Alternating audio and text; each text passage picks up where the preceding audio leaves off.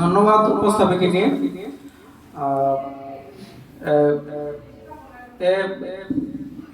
Seminar on road to BCS career আড্ডা কর্তৃক আয়োজিত এই অনুষ্ঠানে উপস্থিত কিনোট স্পিকার আমার সম্মানিত ডিপার্টমেন্টের বড় ভাই, আমার ক্লাবের সিনিয়র এবং আমার পরিচিত এবং কাছের একজন মানুষ। এছাড়াও উপস্থিত আছেন আমার জুনিয়র, ক্লাবের জুনিয়র। আসলে এখানে যারা আছেন সবাই আসলে আমার ফ্যামিলির মানুষ, ঠিক আছে। আর আমাদের যে ম্যাডাম আছেন উনিও আসলে আমার ডিপার্টমেন্টের সিনিয়র আপু। আর উপস্থিত যারা আছেন তাদের সকলকে জানাচ্ছি আমার অন্তরের অন্তঃস্থল থেকে আন্তরিক শুভেচ্ছা ও অভিনন্দন। এই বিজয়ের মাসে এবং আজকে হলো শহীদ বুদ্ধিজীবী দিবস। সকল শহীদদের প্রতি আমি সম্মান জ্ঞাপন করছি। আচ্ছা, এই আপনারা কেমন আছেন আসলে সবাই? আমাকে ক্লিয়ারলি শুনতে পাচ্ছেন আপনারা? আচ্ছা, আমরা এই কনকনে শীতের দিনে সকালবেলা কষ্ট করে উপস্থিত হয়েছি আসলে একটা উদ্দেশ্য নিয়ে। সবাই আসলে চাই যে কিছু না কিছু একটা করব, আমরা আমাদের নিজের একটা আইডেন্টিটি তৈরি করব। আসলে আপনি যখন ক্যারিয়ার নিয়ে চিন্তা ভাবনা করবেন তখন আপনাকে আসলে অনেক কিছু স্যাক্রিফাইস করতে হবে। এই কনকনে শীতের দিনে সকালে যে আরাম, সেটাকে আপনারা স্যাক্রিফাইস করে এখানে উপস্থিত হয়েছেন। তো আমরা আসলে কিভাবে সফল হয়েছি সেই গল্পটা আমার গল্পটা আমি শেয়ার করতে আসছি। আচ্ছা, কামরুল ভাইয়ের সাথে আসলে আমার পরিচয় আমার ডিপার্টমেন্টে, উনি আমার বড় ভাই ছিলেন।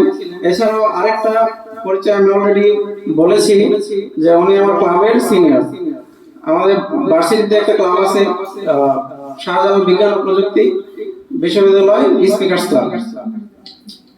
তো ওই ক্লাবের আমি একজন মেম্বার ছিলাম। তো সেখান থেকে ভাইয়ের সাথে আমার ইন্টিমেসি, আমার খুব ঘনিষ্ঠতা ওখান থেকেই তৈরি হয়েছে। এছাড়া আমি যখন ক্যারিয়ার নিয়ে ভাবছি তখন আসলে ওনার কাছ থেকে আমি বিভিন্ন সময় বিভিন্নভাবে পরামর্শ নিয়েছি। উনি আমাকে বিভিন্নভাবে হেল্প করেছেন। আমরা যখন ক্যারিয়ার নিয়ে ভাবতে যাই তখন আসলে বিসিএস হলো এমন একটা প্রিপারেশন, আপনি যদি এটা সিলেবাসটা শেষ করতে পারেন আপনার অন্যান্য যে চাকরির প্রিপারেশন গুলা সেগুলো ম্যাক্সিমাম আপনার কমপ্লিট হয়ে যাবে। এখানে আপনি লক্ষ্য করে দেখবেন এই বিসিএস এর সিলেবাসে যেই সাবজেক্টগুলো ইনক্লুডেড আছে, যে বিষয়গুলো ইনক্লুডেড আছে, যে কোনো চাকরির পরীক্ষার সিলেবাসে সেখান থেকে আসলে ম্যাক্সিমাম কভার হয়ে যায়, ঠিক আছে। আপনি যদিও যে কোনো একটা চাকরির পরীক্ষার প্রশ্ন বিশ্লেষণ করলে আপনি দেখতে পাবেন সেখানে ম্যাথের থেকে প্রশ্ন আছে, তারপর গ্রামারের প্রশ্ন আছে, বাংলা গ্রামারের প্রশ্ন আছে, এছাড়াও বিজ্ঞান প্রযুক্তি বিষয়ে কিছু প্রশ্ন আছে, আর হলো আপনি বাংলাদেশের ইতিহাস সম্পর্কে কিছু প্রশ্ন পাবেন, সাধারণ জ্ঞান। তো এই সকল বিষয় কিন্তু আপনার বিসিএস এর সিলেবাসে, প্রিলি সিলেবাসে ইনক্লুডেড। আমি আসলে কামরুল ভাইয়ের সাথে কাজ করার সুযোগ পেয়েছি। উনি 41তম বিসিএস এ আপু আসলে আমাদের গল্পটা শেয়ার করে গেছেন। আমরা 8 জন কামরুল ভাইয়ের ঘনিষ্ঠ তত্ত্বাবধানে থেকে আমরা কাজ করেছি এবং সকলেই আসলে ভাইবা পর্যন্ত পাস করেছি। কেউ হয়তো ক্যাডার সার্ভিসে আসার সুযোগ পেয়েছেন, কেউ নন ক্যাডার, এরকম হয়েছে। আমি আমার গল্পটা শেয়ার করি। আমি আসলে অত গোছালো প্রিপারেশন নিতে পারিনি, আমি মানুষটাই একটু অগোছালো, ঠিক আছে। তো আমার আসলে ধরাবাঁধা নিয়মের মধ্যে আমি থাকতে পারি না। দেখা যেত এমন যে আপনি যদি কোনো একটা কোচিং সেন্টারে যান, আপনি ওখানে দেখবেন যে তারা প্রতিদিন যেই পড়াটা দেয়, যে পরিমাণ বিশাল একটা সিলেবাসের একটা পড়া দিয়ে দিবে, আপনাকে বলবে যে কাল বা পরশু এরকম 2-1 দিন সময় দিয়ে বলবে এটার উপর আপনার পরীক্ষা। আপনি বাসায় গিয়ে যখন আপনি ওইটা কমপ্লিট করার চেষ্টা করবেন, আপনি দেখবেন যে 2-1টা টপিক শেষ করতেই আপনার টাইম শেষ হয়ে গেছে। আসলে এইভাবে যদি আপনি কোন একটা কোচিং এর যে শীট আছে বা এগুলো দেখে যখন আপনি প্রিপারেশন নিতে যাবেন, আপনি হতাশ হবেন শুধু। আপনি দেখবেন যে যতটুকু পড়া দিয়েছে আপনি তার অর্ধেকও শেষ করতে পারেননি, তখন আসলে আপনার কাছে মনে হবে এটা আসলে আমার জন্য না। ঠিক আছে। কিন্তু কামরুল ভাইয়ের সাথে আমি যখন কাজ করেছি তখন আসলে মনে হয়েছে যে এটা আসলে আমার জন্য অত কষ্টকর হচ্ছে না। উনি অল্প অল্প পড়া দিচ্ছেন, ওই অল্প অল্প প্রিপারেশনের মধ্যে আমার কি পড়াটা কমপ্লিট করতে পারতেছি। তখন আমার কাছে মনে হচ্ছে যে না, আমি পারবো। ঠিক আছে। তো এরকমই আসলে। আর আরেকটা বিষয় আমাকে বেশি হেল্প করছে যেটা, যে আমি আসলে অনেক টিউশনই করতাম। স্টুডেন্ট লাইফে আমি পড়াইতে পছন্দ করতাম। আমার এবং ফ্যামিলিগত দিক থেকেও আমার একটা প্রয়োজন ছিল। ঠিক আছে। তো দেখা যায় তো যে চাকরি পরীক্ষায় যে বিষয়গুলো থাকে, ম্যাথ, ইংরেজি, এসব তো আমি প্রতিদিনই স্টুডেন্টদের পড়াইতাম। তো এই বিষয়গুলো আমার আসলে পড়া লাগতো না কোনো কিছু। আমি বাংলার ক্ষেত্রে গিয়ে যেখানে আমার সমস্যা হতো, দেখা যেত যে লিটারেচারে আমরা স্টুডেন্ট লাইফে অনেক কিছু আমরা নিজেরাই পড়েছি। গ্রামার যা পড়েছি এগুলাই দেখা যেত, এগুলো চাকরির পরীক্ষায় এগুলাই কাজে লাগতেছে আমাদের। ঠিক আছে। আর হলো লিটারেচারও অনেক কিছুই আমরা আগে থেকেই পড়েছি, যেমন নজরুল ইসলামের আমরা আমাদের বাংলা বই আমরা যখন আগে পড়তাম তখন যেহেতু বাংলা বইয়ে লেখক পরিচিত থাকতো একটা অংশ, সেখানে অনেক কিছুই থাকতো। সেগুলো থেকে কিন্তু আমাদের চাকরি পরীক্ষায় অনেক প্রশ্ন থাকে কম। ঠিক আছে। সেগুলো আমাকে হেল্প করেছে। এছাড়াও এছাড়াও দেখা গেছে যে আমরা যে লেখক সাহিত্যিকদেরকে পড়েছি আগে, সেগুলোই কিন্তু আমাদের সিলেবাসে ইনক্লুডেড না। আরো অনেক লেখক আছেন, তাদেরকে আমাদের নতুন করে পড়তে হচ্ছে। তো সেই সেই বিষয়গুলো ছিল আমার চ্যালেঞ্জ। ঠিক আছে।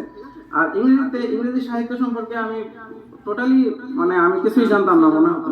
ঠিক আছে। এই জিনিসটা আসলে একটা জিনিস আপনি যখন করতে যাবেন, আপনি যদি চিন্তা করেন যে আমি 1-2 দিনে শেষ করে ফেলবো কোনো কিছু, এটা আসলে কোনোভাবেই সম্ভব না। আপনাকে ধৈর্য ধরে সময় নিয়ে আপনি যদি একসাথে সবকিছু গ্র্যাব করার চেষ্টা করেন, আপনি সবকিছু ভুলে যাবেন। মানুষের মেমোরিটাই এমন যে আপনি আজকে যা শিখবেন তার মনে করেন আপনার 50% আপনার মেমোরিতে থাকবে। মেমোরি তো একটা লেভেল আছে, একটা হলো আপনার ডিপ লেভেলে থাকে, একটা মিড লেভেলে থাকে, আর একটা হলো সাবকনশিয়াস লেভেলে থাকে। এমন একটা জিনিস আছে যে সাবকনশিয়াস লেভেল আসলে কোনটা, আপনি দেখবেন আপনি যখন ঘুমিয়ে আছেন তখন এমন একটা কন্ডিশন আছে যে আপনি বুঝতেছেন আপনার চারপাশে কি কি ঘটতেছে, আপনি সব শুনতেছেন, সব বুঝতেছেন, কিন্তু আপনি এটার প্রতি সাড়া দিতে পারছেন না, আপনি এই সম্পর্কে অবগত। এটা হলো সাবকনশিয়াস লেভেল। ঠিক আছে। আর আরেকটা জিনিস হলো, একটা জিনিস যেমন আপনি ছোটবেলায় বর্ণমালা শিখছেন, অ্যালফাবেট শিখছেন, সেটাকে আপনি কখনো ভুলে যান? আপনি কখনো কিন্তু এটা ভুলেন না। ঠিক আছে। 1-2% সেটা কখনো আপনি ভুলেন না। ঠিক আছে। কিন্তু এমন কিছু পড়া আছে যেগুলা আপনি আপনি হয়তো বাংলা বর্ণমালারই প্রত্যেকটা অক্ষর আপনার মনে আছে, আপনি চিনেন, কিন্তু আপনাকে যদি আমি বলি যে এখন আপনি অ থেকে চন্দ্রবিন্দু পর্যন্ত আপনি বলেন, আপনি মাঝখানে দুই একটা গ্যাপ মানে মিস করে ফেলবেন। এটা কিন্তু স্বাভাবিক। ঠিক আছে। তো আমরা যাই করি না কেন, সেটা সবকিছু যে আপনি যা করবেন সব আপনার মনে থাকবে তা না, আপনি ভুলে যাবেন, এটা হলো স্বাভাবিক। ঠিক আছে। তো কিছু জিনিস অবশ্যই আপনার মনে থাকবে। এই কারণে যেটাই আপনি করছেন এটা আপনি অল্প করে পড়বেন, এটা পুনরায় আবার পড়তে হবে, এইভাবে আপনার মেমোরিতে এটা সেট হবে। বুঝতে পারছেন? আর অঙ্ক বা ইংরেজি এটা হলো কি প্র্যাকটিসের বিষয়, আপনাকে প্রতিদিন এটা নিয়ে প্র্যাকটিস করতে হবে। এই জন্য আমার একটা সাজেশন হলো যে আপনাদের যদি কারো সুযোগ থাকে যে ছোট বাচ্চা বা ছোট ভাই বোন বা আপনার টিউশনি করার যদি সুযোগ থাকে, এটা অবশ্যই করবেন। এটা সবচেয়ে ইফেক্টিভ। ঠিক আছে। তো আপনি যদি টিউশনি করতে পারেন তাহলে আপনার এই ম্যাথ বা ইংরেজি প্রিপারেশন নিয়ে আপনার চিন্তা করতে হবে না, আপনার প্রিপারেশন নেওয়ারই দরকার নেই। আমি আমার প্রিপারেশনের ক্ষেত্রে আমি কি করতাম, আমি যেটা খুঁজে বের করতাম আমি কি পারি না, আমি কি পারি এটা আমার দেখার দরকার নাই। আমি যেটা পারি এটা আমি বারবার করলে কি আমার কিছু অ্যাড হবে? হবে না। তো আমি যেটা পারি না সেটা যদি আমি কিছু করি, সেখান থেকে আমার মেমোরিতে অ্যাড হবে। এটা হলো স্ট্র্যাটেজি। আপনি খুঁজে বের করবেন সিলেবাসের কোন অংশে আপনি দুর্বল, সেটা আপনাকে খুঁজে বের করতে হবে। তারপর আপনি সেই অনুযায়ী প্রিপারেশন নেবেন। আপনি যেখানে দুর্বল সেখানে আপনি কাজ করেন। এরপর আপনি যেই অংশে দুর্বল সেটা নিয়ে আপনাকে কাজ করতে হবে। এইভাবে আমি আসলে আমার প্রিপারেশনটা গুছাইছি। আর আমি আসলে যে আপনাদেরকে আগে বললাম, আমি ওইরকম যে একজন বলে দিল যে এতগুলো আপনাকে পড়তে হবে বা এইভাবে আমি সিরিয়ালি কমপ্লিট করে ফেলবাম, বা আমি নিজে অনেক সময় কি করতাম যে একটা রুটিন বানাইতাম, এই দিন এটা করবো, এটা এইভাবে করবো, এই সপ্তাহে এইভাবে আমি গুছাইতাম। ঠিক আছে, রুটিনটা গুছাইতাম, কিন্তু আমি দেখতাম যে আমি হাইয়েস্ট এই রুটিন অনুযায়ী চলতে পারছি 1 সপ্তাহ বা 7-8 দিন চলতে পারছি, পরে আর এই রুটিনের খবর নেই।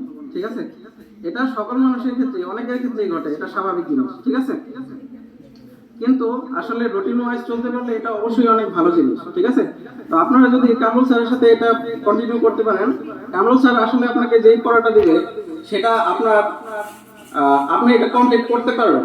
ঠিক আছে, এবং আপনাকে মনে হবে আমি একটা অর্গানাইজড ওয়েতে আছি। ঠিক আছে, এবং আপনি যখন একটা অর্গানাইজড ওয়েতে থাকবেন, তখন আপনি দেখবেন যে আপনার সবকিছু ভালো লাগতেছে, আপনার পড়াটা আসলে বিরক্তিকর। আপনি দীর্ঘ সময় আপনার দেখেন, আপনি চিন্তা করে আপনার বয়স কত হয়েছে, 26, 27, 28, 29, যাই হোক না কেন, আপনি জন্মের পর থেকে খালি পড়তেছেন। এত পড়বে কেন মানুষ? আমরা কি পড়ার জন্যই আসছি শুধু? না, জীবনে তো আরো পার্ট আছে, আরো সময়, আরো অনেকগুলো ধাপ আছে। আমরা কত আর পড়বো?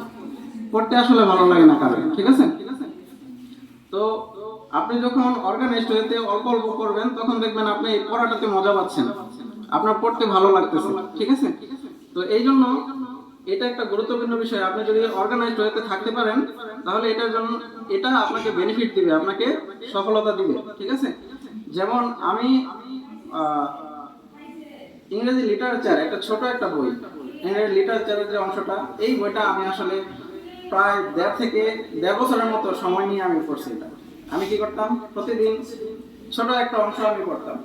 আমি অত দীর্ঘ সময় ধরে বা বেশি অংশ আমি পড়তাম না, আমি অল্প একটা অংশ প্রতিদিন পড়ে এটা ক্লোজ করে ফেলতাম, এটা আর পড়তাম না। আমি যদি বেশি নিই, আমার এই বেশি অংশ আমার মাথায় থাকবে না, অল্প আমি একটুখানি পড়ছি, এটা আমার মাথায় আছে। ঠিক আছে, তো এটা আমাকে কি বেনিফিট দিছে?